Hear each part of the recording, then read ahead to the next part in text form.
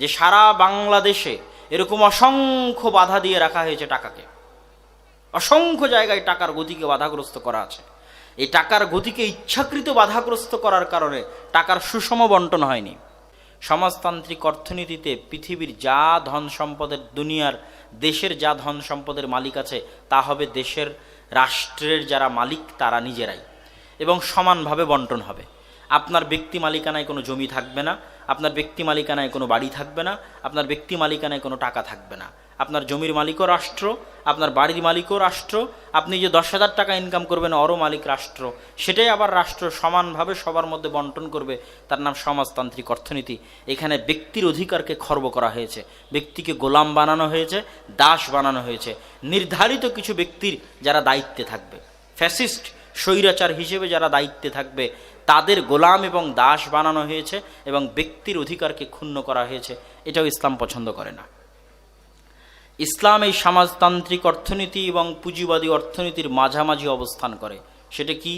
ইসলাম ব্যক্তির মালিকানা যেমন স্বীকার করে, আপনি ব্যক্তি মালিকানা 100 কোটি টাকারও মালিক হতে পারেন যদি হালাল উপায়ে হয়, আপনি 500 কোটি টাকারও মালিক হতে পারেন যদি হালাল উপায়ে হয়, কেউ আপনাকে বাধা দিতে আসবে না। কিন্তু কি উপায়ে হতে হবে?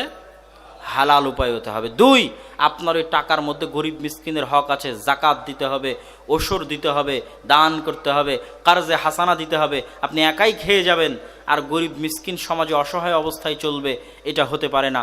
এটা হচ্ছে ইসলামী অর্থনীতি। এবার আসি সুদী অর্থনীতি। আপনাদের যদি মনোযোগের একটু ডিস্টার্ব হয়, হয়তো একটু রসকসবিহীন আলোচনা হচ্ছে, এই জন্য আমি দুঃখিত এবং ক্ষমা চেয়ে নিচ্ছি। তবে সুদী অর্থনীতির এই পয়েন্টটা আপনাদের আজকে বুঝে যেতেই হবে।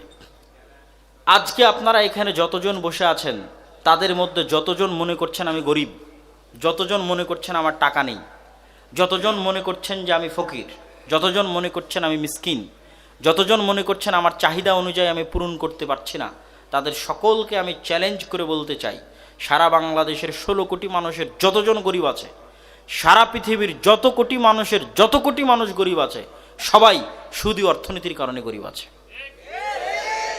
এই জিনিসটা আগে এত ভালোভাবে বুঝতে পারতাম না যে সুদী অর্থনীতি কিভাবে আমাদের গরিব করে দিয়েছে।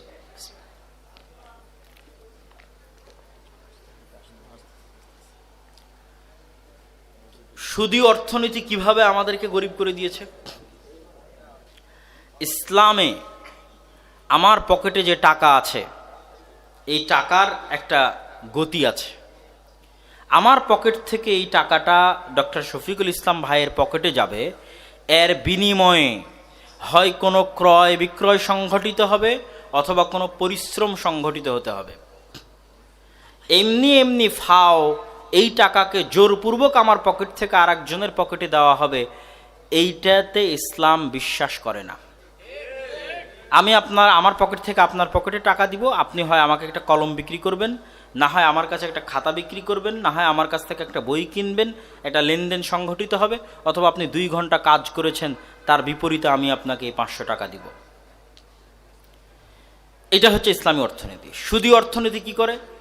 সুদী অর্থনীতিতে টাকাকে জোরপূর্বক ম্যানিপুলেট করে কৃত্রিমভাবে আরেকজনের পকেটে লাথি দিয়ে ধাক্কা দিয়ে পাঠানো হয়, এবং জোরপূর্বক পাঠানোর কারণে বিশাল একটা জনগোষ্ঠী গরিব থেকে যায়, ফকির থেকে যায়, বিশাল একটা জনগোষ্ঠী। ব্যাংকিং সিস্টেম তার একটা সবচেয়ে বড় উদাহরণ। আচ্ছা, ইসলামিক ব্যাংকিং চলবে কি চলবে না ওটা পরের বক্তব্য, কিন্তু ব্যাংকিং সিস্টেমটা তৈরি হয়েছে পুঁজিবাদী অর্থনীতির কারণে। সিস্টেমটাই আসছে পুঁজিবাদী অর্থনীতি থেকে। কিভাবে? আপনারা সবাই মিলে টাকা জমা দিবেন ব্যাংকে, 500, 100, 1000, 5000 করে টাকা জমা দিবেন ব্যাংকে গিয়ে, ওটা 100-500 কোটি টাকা হবে। ওই টাকা আবার 5 জন লোন এবং কর্জ নিয়ে যাবে, লোন নিয়ে যাবে।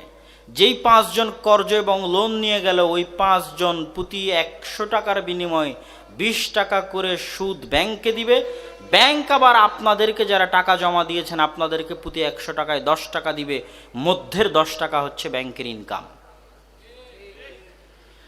তাহলে যেই 100 টাকায় 20 টাকা ব্যবসায়ীর কাছ থেকে ব্যাংক নিচ্ছে, এর বিপরীতে কি কোনো কিছু বিক্রি হয়েছে? এর বিপরীতে কি কোনো কাজ সংঘটিত হয়েছে? হয়নি। তাহলে 20টা টাকাকে জোরপূর্বক লাথি দিয়ে একজনের পকেট থেকে আরেকজনের পকেটে পাঠানো হচ্ছে। ঠিক যে 100 টাকার বিপরীতে আপনি 10 টাকা গ্রহণ করছেন, এর বিপরীতে কি কোনো কেনা বেচা হয়েছে? এর বিপরীতে কি কোনো কাজ সংঘটিত হয়েছে? আপনি কোনো কাজ করেছেন, তার জন্য আপনাকে 100 টাকায় 10 টাকা দেওয়া হলো না। তাহলে এই 10 টাকাকেও জোরপূর্বক লাথি দিয়ে আপনার পকেটে পাঠানো হচ্ছে। ফলে টাকার যে একটা স্বাভাবিক গতি আছে সারা দেশে, এই স্বাভাবিক গতি বাধাগ্রস্ত। আপনি এটা কল্পনা আরও যদি খুব ভালোভাবে অর্থনীতি বুঝেন তাহলে বুঝতে পারবেন যে সারা বাংলাদেশে এরকম অসংখ্য বাধা দিয়ে রাখা হয়েছে টাকাকে। অসংখ্য জায়গায় টাকার গতিকে বাধাগ্রস্ত করা আছে। এই টাকার গতিকে ইচ্ছাকৃত বাধাগ্রস্ত করার কারণে টাকার সুষম বন্টন হয়নি। টাকার সুষম বন্টন যদি হতো, তথা আজকে যদি বলা হতো টাকাকে আজাদ করে দিলাম, টাকা তার গতি অনুযায়ী চলবে, কাজের বিনিময়ে ছাড়া টাকা নাই, ক্রয় বিক্রয় ছাড়া টাকা নাই, টাকা তার গতি অনুযায়ী চলবে, অর্জন করতে হলে কাজের বিনিময়ে, অর্জন করতে হলে ক্রয় বিক্রয়ের বিনিময়ে, তাহলে কালকে দেখবেন যে 1 কোটি টাকার মালিক হওয়ার মতো পরিশ্রম করবে ও 1 কোটি টাকারই মালিক হবে, যে 500 টাকার মালিক হওয়ার মতো পরিশ্রম করবে ও 500 টাকারই মালিক হবে। কিন্তু আজকে যখন টাকাকে জোরপূর্বক ম্যানিপুলেট করা হয়েছে, কৃত্রিমভাবে বাধাগ্রস্ত করা হয়েছে, তখন দেশের সকল সম্পদের 80 ভাগের মালিক 100 জন, আর 20 ভাগের মালিক বাকি ফকির মিসকিন 16 কোটি জনগণ। এই জন্য আমি বললাম যে আমি আপনি গরিব আছি ওই শুধু অর্থনীতির কারণে। কেন আপনার টাকা জোরপূর্বক আর একজনের পকেটে চলে গেছে ঘুরতে ঘুরতে, আপনি বুঝতে পারেননি। ম্যানিপুলেট কৃত্রিমভাবে আর একজনের পকেটে তুলে দেওয়া হয়েছে, এবং আরও অদৃশ্যভাবে আপনার টাকা চুরি হয়ে যায়, তথা আপনি গরিব হয়ে যান নিজের অজান্তে। এটা শুধু অর্থনীতির সবচেয়ে বড় শুভঙ্করের ফাঁকি, যে আপনি অদৃশ্যভাবে গরিব হচ্ছেন। কিভাবে গরিব হচ্ছেন? আজকে আপনার পকেটে 50,000 টাকা আছে। এই 50,000 টাকা আপনি আজকে এই 50,000 টাকা দিয়ে কি কিনতে পারেন? ধরেন এই 50,000 টাকা দিয়ে আজকে আপনি একটা খুব দামি আইফোন কিনতে পারছেন। কিভাবে আপনার এই টাকা হারিয়ে যাবে আমি বলি, যেটা হয়তো 5 বছরে হবে, 10 বছরে হবে। পরের দিন সকালে উঠে দেখছেন ওই 50,000 টাকা দিয়ে একটা সিংড়া কিনতে পাওয়া যাচ্ছে। তাহলে পকেটে তো টাকা ঠিকই 50,000 আছে না? নাই? পকেটে টাকা 50,000 আছে না? আগের দিন 50,000 সমান একটা আইফোন, পরের দিন 50,000 সমান একটা সিংড়া। তাহলে টাকা 50,000 আছে কিন্তু টাকা তো নাই। মানে আপনার অজান্তে আপনি ফকির হয়ে গেছে। 50,000 টাকা দিয়ে আপনি সিংড়া কিনতে পারছেন, আর কিছু পারছেন না। তাহলে আপনার অজান্তে আপনি ফকির হয়ে গেছে। এই জন্য বলা হয় যে টাকা যদি জমিনে লাগানো হয় অথবা স্বর্ণে লাগানো হয়, এই দুইটা জিনিস সাধারণত পরিবর্তন হয় না। কিন্তু যদি স্বাভাবিক অর্থে টাকা রাখা হয়, তো স্বাভাবিক অর্থে টাকা রাখলে সেটা আপনার অজান্তে আপনি ফকির হয়ে যাবেন। বিশেষ করে অর্থ পাচার যেটা বলা হয় আমাদের দেশে, থার্ড ওয়ার্ল্ড কান্ট্রিগুলোতে এই জিনিসটা সবচেয়ে বেশি হয়। থার্ড ওয়ার্ল্ড কান্ট্রিগুলোকে ফার্স্ট ওয়ার্ল্ড কান্ট্রিরাও চুরির সাম্রাজ্যে ইচ্ছাকৃতভাবে পরিণত করে। তারাই মুখে বড় বড় বুলি আওড়াবে, কিন্তু ওরাই চুরি করতে সহযোগিতা করবে।